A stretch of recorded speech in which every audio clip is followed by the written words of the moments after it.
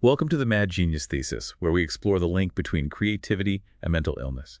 Today we're diving into the life of Marilyn Monroe, but we're not starting with the glitz and glamour you might expect. Imagine this: it's 1961, and Marilyn Monroe is anonymously checked in to Payne Whitney Psychiatric Clinic. Wow, yeah. That's quite a contrast to her public image. This bombshell, known for her sensuality and charisma, found herself confined within what she described as cement blocks and bars. Really makes you think about the facade of fame, huh? To understand her, I think we need to go back to the beginning. Norma Jean's childhood was, well, to put it mildly, unstable. Lots of instability bouncing between foster homes. And she had a strained relationship with her mother, Gladys. Gladys suffered from mental illness. And those early experiences really do lay the groundwork for understanding her later struggles. There's an incident, a disturbing incident that Spoto details in his book, an attempted sexual abuse by her foster father, Doc Goddard. Yeah, that's a lot for a young girl to experience. It makes you wonder how an event like that might have shaped her views on relationships and intimacy later in life. For sure, trauma can have a lasting impact. It's also interesting, even before she was a teenager, there was a push to mold Norma Jean into a movie star image. Spoto mentions how Grace Goddard, her foster mother, would take her to the movies and they would discuss Jean Harlow. Oh, wow. It's almost like they were projecting this future onto her, even as a child. Do you think that early exposure to Hollywood and that idealization might have played a role in her later struggles with identity? It's possible. When you're constantly being told that you're meant for stardom, it can be hard to develop a strong sense of self, separate from those expectations. Fast forward to the creation of Marilyn Monroe. This is where we see Norma Jean transforming into the icon. Right. The modeling, the acting classes, the whole Hollywood machine. Yeah. She had Emmeline Snavely at the Blue Book Modeling Agency helping her polish her look. Photographers like Andre Didine capturing those captivating images. And, of course, her dedication to actually honing her craft. She was constantly taking acting classes, reading, pushing herself to improve. Even worked with acting coaches like Natasha Lights and later Lee Strasberg. Yeah, and that often gets overshadowed by the public's perception of her as just a sex symbol. It does. People often underestimate her intelligence and dedication to her art. She wasn't just a beautiful face, she was a woman trying to be taken seriously as an actress. And she had to navigate a lot of challenges, especially in the male-dominated world of Hollywood. Remember the calendar incident? Oh, absolutely. A prime example of how Marilyn skillfully took control of a situation that could have been disastrous. It could have been a scandal, but she turned it into a publicity win. Now let's delve into a topic that's often scrutinized: Marilyn's relationships, particularly her 3 marriages.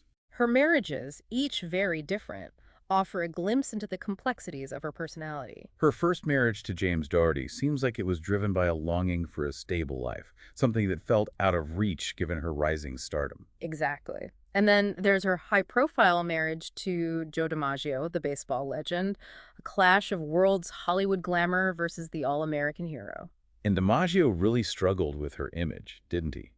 He wanted to control her career, which led to conflict, like his reaction to the filming of that iconic subway scene in the 7-Year Itch, almost symbolic of how she was battling these societal expectations. Yeah, it does make you wonder how much those societal pressures contributed to the strain on their relationship. Then there's Arthur Miller, the playwright. That one started with an intellectual connection, something Marilyn craved. But even that relationship crumbled. It's like every attempt at finding love and stability was met with challenges. Right, and her dependence on the Strasbergs for guidance probably played a role. It's almost tragic, like she was searching for something she could never quite grasp. Speaking of struggles, let's transition to Marilyn's mental health. Spoto's biography really avoids the sensationalism that often surrounds discussions of her psychological state. It does. It offers insights into her reliance on medication, her battles with insomnia and anxiety, and her experiences with therapy. It paints a more human picture. Right. And her time at Payne Whitney Psychiatric Clinic, she described feeling isolated and the treatment felt inadequate. You mentioned earlier that she was battling societal expectations. Do you think that played a role in her mental health struggles? I think it's definitely a factor to consider. The pressure to maintain an image, the scrutiny, the limited roles available to women, all of that could take a toll. And then there's her complex relationship with Ralph Greenson, her therapist.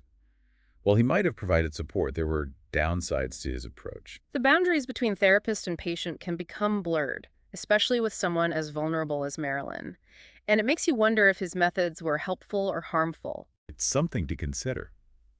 As we move into Marilyn's final years, the complexities only seem to intensify, which we'll delve into next time. Welcome back. Last time we were discussing Marilyn's life and career, and specifically the events that led to her seeking treatment at Payne Whitney. This time we're focusing on her final years and trying to understand how these events may have impacted her mental health and ultimately her death. Yeah, a difficult period to examine for sure, but crucial if we want to truly grasp the complexities of Marilyn's story. You know, one of the things that stood out to me in Spoto's account was the cancellation of "something's gotta give." It felt like a major turning point, professionally and personally. It was a huge setback, not just for her career, but also for her sense of self-worth. She poured her heart into that film, and to have it abruptly canceled must have felt like a defeat. And she was already battling addiction and mental health issues. Right, and her dependence on Dr. Greenson was increasing. And as we discussed, that relationship was complex, to say the least. He was blurring boundaries, even having her live at his house for a time. While he may have had good intentions, it's clear that his approach was unconventional and potentially detrimental to Marilyn's well-being. It's like she was seeking help, but also becoming more isolated from other support systems. Spoto even mentions how she distanced herself from close friends like Ralph Roberts during this period. And that isolation could have been incredibly damaging, especially for someone struggling with mental health issues. It's as if she was being pulled in opposite directions, the allure of Hollywood and the demands of her therapist, both vying for control. It's heartbreaking. We can't talk about Marilyn's final years without addressing the events leading up to her death.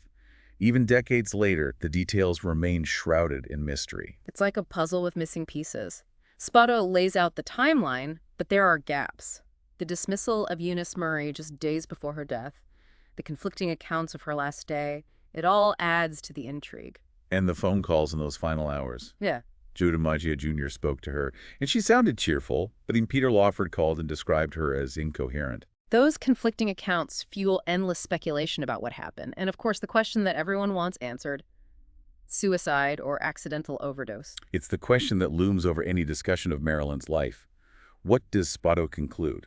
Well, he examines the evidence. The level of barbiturates in her system, the lack of pill residue in her stomach makes an intentional overdose less likely. So is he leaning toward accidental overdosing? He suggests that the most plausible explanation is an accidental overdose, possibly facilitated by an enema, but we can't ignore the context: a woman battling addiction, mental health issues, and the pressures of fame. And that brings us back to the Mad Genius Thesis. Can we, after examining all of this, draw a connection between Marilyn's creative talent and her struggles? It's a difficult question. We don't want to romanticize mental illness or suggest it's a prerequisite for brilliance. Of course not. But we can acknowledge the complexities. Absolutely. Marilyn's drive to perfect her craft, her vulnerability on screen, her ability to connect with audiences, these were all part of what made her a legend. But those same qualities might have also made her more susceptible to the demands of Hollywood and the sometimes toxic influences around her. Okay, so we've covered a lot in Marilyn's childhood, the creation of her persona, her relationships, her mental health struggles, and the mystery surrounding her death. But there's another layer: the role of society. The pressures on women in Hollywood, especially during that era. Absolutely. We can't ignore the context. A time when women were often objectified, their worth measured by their beauty, the pressure she faced to maintain an image, the limited roles, the exploitation. She was punished for the same things that men were celebrated for. Exactly. And that double standard reminds us of the power dynamics at play, both within the industry and society as a whole. So what can we learn from Marilyn's story? How can we apply these insights to the Mad Genius Thesis?